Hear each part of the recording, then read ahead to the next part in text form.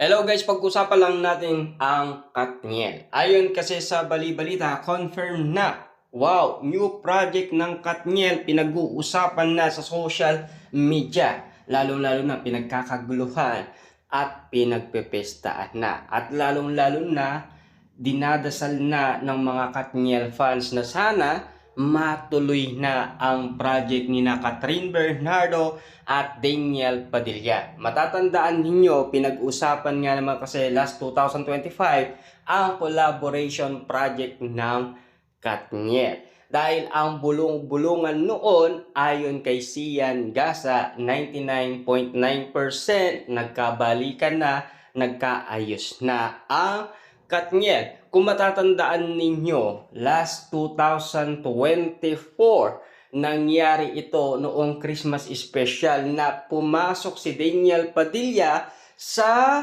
dressing room ni Catherine Bernardo at inayaan silang makapag-usap at nagkita. Doon daw sila nagkaayos muli. At siyempre, naging masaya ang mga Katniel fans. At siyempre, kinawawa naman ng mga Katniel fans ang Katden fans. Kasi ika nga nila, ayon kasi sa karamihan noon, magjowa na daw sina Alden Richard at Catherine Bernardo. Ayon naman kasi sa karamihan, na turn off daw si Alden Richard. Kumbaga, nabigo siyang muli sa pag-ibig. Ibig sabihin, kapag talaga pinipilit ni Alden Richard, kusang lumalayo. Kasi alam nyo naman, no? Marupok lang naman sina Daniel Padilla at Catherine Bernardo. Kasi mahal pa nila ang isa't isa.